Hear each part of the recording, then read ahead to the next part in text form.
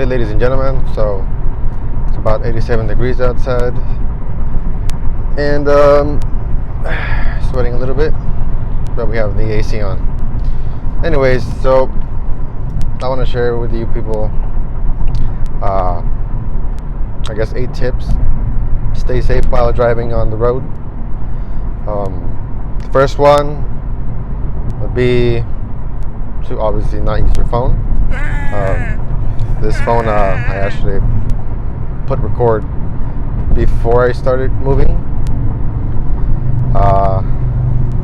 Then it's just a push of a button and it shuts off. And that's about it. But yeah, you definitely don't want to be texting and driving. It's just not a good idea. I'm not saying I don't do it. I really try to avoid doing that. I just try to answer phone calls through Bluetooth. But really, your phone should be mounted. It shouldn't be blocking your dash. Your point of view, not your dash, but your point of view, your field of view. So yeah, that's one of them.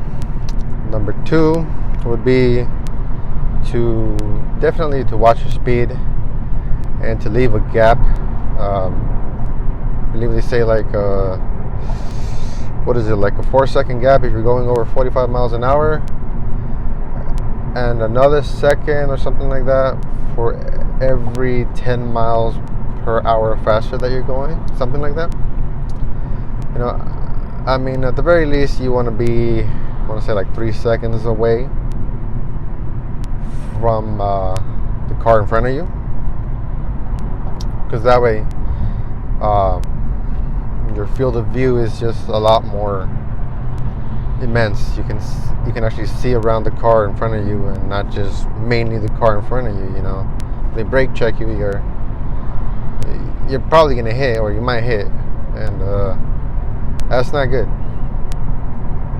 And then I guess number 3 would be, well, it kind of goes with this too, to pay attention to your surroundings. You gotta scan up ahead. Usually I believe they say that you can scan up to 15 seconds ahead.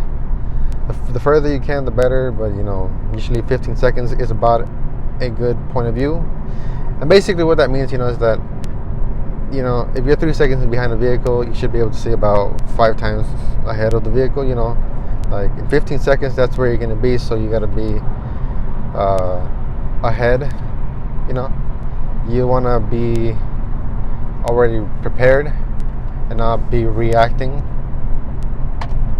So yeah, you gotta scan up ahead, you gotta check your mirrors. I recommend having blind spot mirrors, not the circle ones. Those ones suck in my opinion.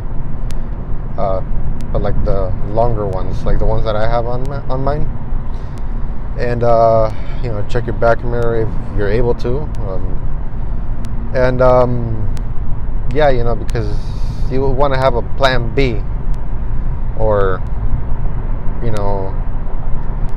maybe the person behind you is tailgating you, and for some reason you're gonna stop. You're gonna make a sudden stop, hard stop, and you're gonna get rear-ended. So you want to make sure that you can get away from them. If possible. And I guess the other one would be to learn how to use your turn signals correctly. I don't know why people have a lot of trouble with that. It's pretty straightforward. You use them to signal your intention to turn either left or right. And I don't know, people just don't seem to understand that. How much signal I need to cut across 8 lane? None? I turn now. Good luck, everybody else. And the next one, I guess, would go along with the turn signal ones, is to learn to use your hazard lights. When you're on the road, like driving, it doesn't matter too much in a car exactly. It does, but it doesn't. But sometimes it helps for you to use your hazard lights. Typically because you turn them on and it means that there's something either wrong with your car or there's something up ahead, and it just signals whoever's behind you that something is wrong. That's it. It says something is wrong. Pay attention. If they're paying attention, they're gonna be cautious. So say for some reason the traffic is say you're going over a hill and you notice that there's like cars stopped for some reason, or people are making abrupt stops, or there's just going to be a sudden slowdown. So you want to maybe turn on your hazard lights like real quick, and then that's how you signal the people behind you. I've done that a few times too, where it's like, okay, this person behind me is a little too close, and it looks like up ahead we might have to brake. So I'll turn on my hazard lights for like 2 seconds, just so they can get a blink, blink, blink. And then sure enough, not even just the car behind me like sort of slows down, but everyone sort of like slows down like around, just because they see it and they're like, okay, so something's wrong. Should probably slow down or pay attention. Be cautious. Or say you want to bust, I don't know, like a 3-point turn, and or you're gonna back into a parking lot. You could turn on your hazard lights like real quick, because then it just signals the person behind you and in front of you that you're about to do something, or something's wrong, something's up. Okay, and you turn them on like real quick, and you do what you got to do. Just be careful, and then you turn them off when you're basically done, or when you're done. And just because you're just signaling that something's up. So and if you're like one of the cool things that like the trucks, like the people in trucks like do is like, say you give a truck the right of way. Say they're trying to make a left, and you can give them the right of way. Maybe you flash them to tell them, hey, it's cool, go. And they're always going to make the decision whether to switch lanes, to switch into the lane that you're in or not, whether it be a semi-truck or a car. But typically the semi-trucks, if you let them do that, if you give them the right of way, safely, what they'll do is they'll turn on their hazard lights for like 2 seconds, and they'll blink for like 2-3 seconds, and that basically means thank you. Like, thank you, bro. And I think that's a cool thing to do, because it means that there's communication on the road, and people are aware that we should try to be safe. So I guess number 6 would be to avoid driving sleepy, drowsy, yawning the whole time. Like you don't want to fall asleep with passengers in the back. I don't know, maybe you have kids or whoever you may have, or just in general, you don't want to fall asleep behind the wheel. I personally put myself in that position a few times, but it's not the best idea. But for me, it's because I'm the type of person that likes to stay busy. And then when I'm not busy, I just like to not do nothing, just because I'm tired, don't want to do anything.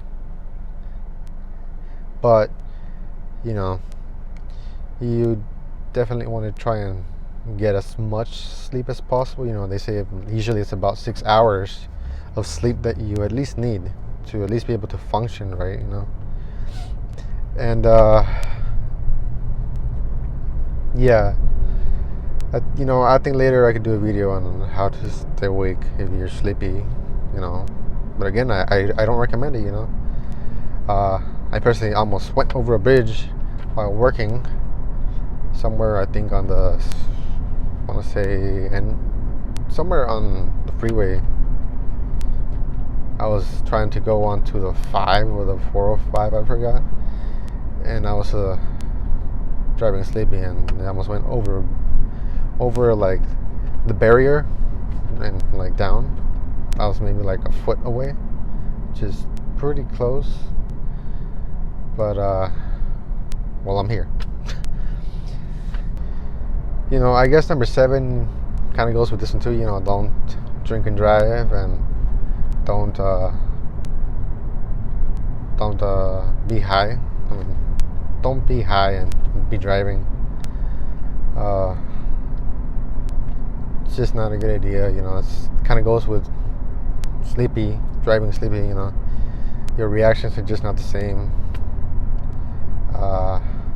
At least that I know of. 5, 6, 7, 8. Step, bump, step, bump, bump, step, bump, step, bump, bump. Pas de beret, kickball change, step, clap. Okay. 5, 6, 7, 8. Right. You know what would be good is if you hitch kicked and then you kind of did that and then a barrel turn and then ha! You know? That was good. That would be. That was really good. You a dancer? No, not a. I'm just drunk. Ah! I guess number 8 would be, you know, really, you know, you got to make sure that your vehicle is in good operating condition. I always recommend people, you know, Toyotas, Hondas, all makes have their issues, but